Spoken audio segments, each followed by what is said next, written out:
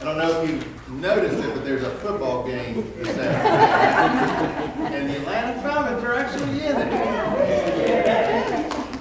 I have to say, I see a few red and black apparel, but 8 o'clock beat you all. We had T-shirts and everything. So, I have a question for you. Do you think the Super Bowl is a religious festival?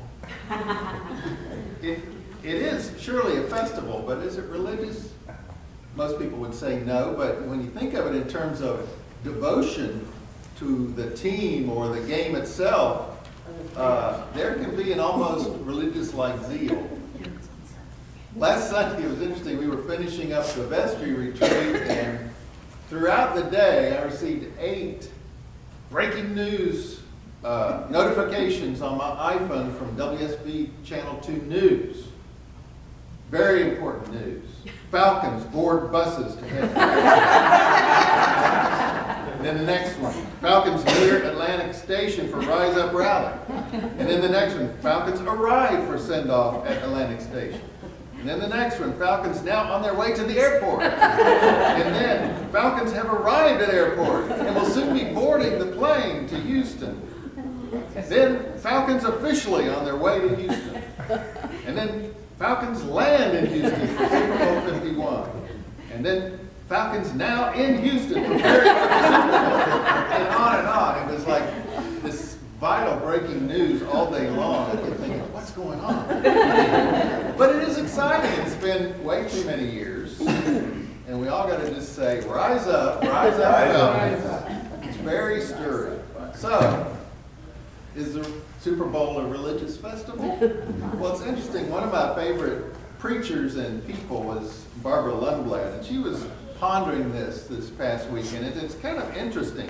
She said lots of pilgrimages have been undertaken this past week from New England and from Atlanta to Houston. None of them on foot, I bet, but still a pilgrimage. And then at game time this afternoon, everyone will stand for an invocation of sorts. Oh, say, can you see?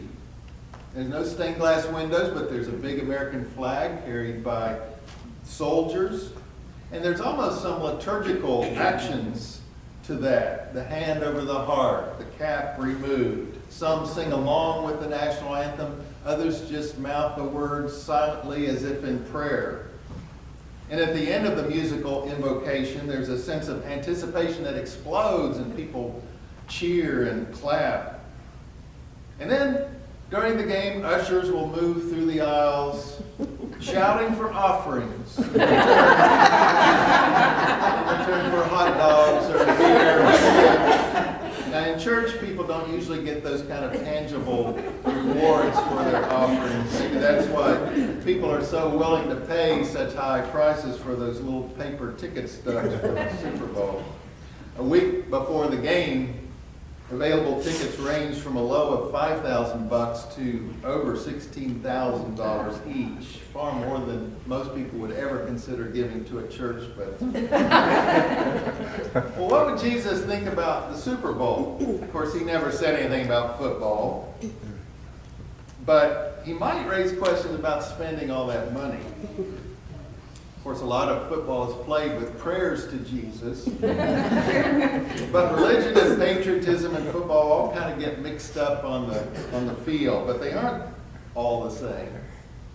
In his first teaching in Matthew that we just heard, Jesus says, "You are the salt of the earth, and you are the light of the world."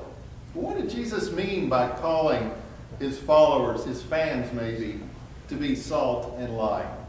Did he mean we should hold up a sign at football games that reads John 3:16, even though most people wouldn't even know what that's talking about? Well, salt and light can't be what we want it to mean necessarily. We're tempted to fill in these kind of metaphors that Jesus made. You know, they sound good, salt and light, but what did Jesus mean by that? We kind of put our own meaning in there sometimes, like being salt in the world would be saying Merry Christmas instead of Happy Holidays, or praying in schools, or praying in a restaurant. Maybe being salt is putting God's name on our money. But Jesus' metaphors aren't really as open-ended as we may think. Salt and light already had meaning to the people of Israel when Jesus used those metaphors. Salt and light were central images for the people of Israel. And they're referred to throughout the Old Testament. For instance, Leviticus 2, you shall not omit from your grain offerings the salt of the covenant. It was a preservative to keep that covenant, that relationship with your God. And light appears often in the Old Testament. Your word is a lamp to my feet and a light to my path, Psalm 119. 2 weeks ago, we thought about that Psalm 27, the Lord is my light and my salvation, whom shall I fear? Jesus chose these two metaphors, these two images on purpose. To be salt and light means to be shaped by the ancient life-giving law of God.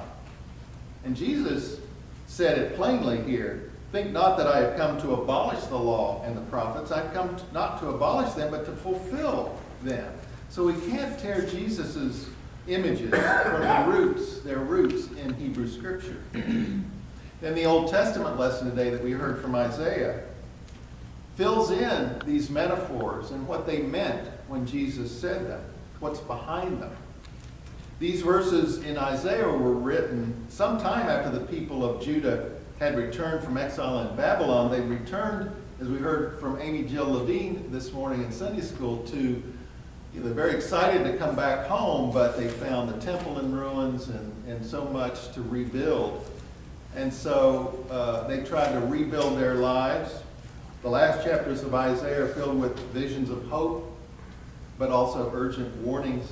And here, Isaiah speaks to people who are proud of their religious festivals and their piety. They fast in public, he says. And they ask God, why aren't you paying attention? We're fasting. They complain to God, why do we fast, but you do not see? Why humble ourselves, but you do not notice? And God says, you're just doing it for yourselves. You're not really doing a fast that is meaningful to me. They're saying, come on, God, give us some credit here. We're trying. But then God says, is not this the fast that I choose? Not the hypocritical, show-offy kind of fast that you're doing here, just to look good. This is the fast that God chooses, to loose the bonds of injustice, to undo the thongs of the yoke, the oppression, to let the oppressed go free and to break every yoke, helping the oppressed go free. He goes on, is it not to share your bread with the hungry and bring the homeless poor into your house when you see the naked to cover them and not to hide yourself from your own kin? Then your light, when you do those things, then your light shall break forth like the dawn and your healing shall spring up quickly. Your vindicator, God, shall go before you and the glory of the Lord shall be your rear guard. Then you shall call to God and the Lord will answer. You shall cry for help, and he will say, here I am. So have we lost our saltiness as Christians? Have we failed to be light in the world? We often hear that our nation is shaped by Judeo-Christian principles, and probably most people watching the game this afternoon would agree with that. But what does that mean? Well, it can't mean that everybody believes in Jesus because Jewish people don't believe in Jesus. But if we say that Jews and Christians share some of the same scriptures, that is closer to the truth. And both traditions claim Isaiah 58 for guidance. Maybe we should hold up a sign that says Isaiah 58 at the football game, but really people would not understand that at all. But Isaiah gives a vivid picture of salty and bright, authentic faith. Let the oppressed go free. Help them. Share your bread with the hungry. Bring the homeless poor into your house. Cover the naked and don't hide from your own kin, even those who may look or act or sound differently from you. And that's more than a slogan. That's the way God calls us to live. That's what Jesus meant when he said we are to be salt and light. This past week, some people accepted that call across the country to seek to help the stranded refugees and in many other ways.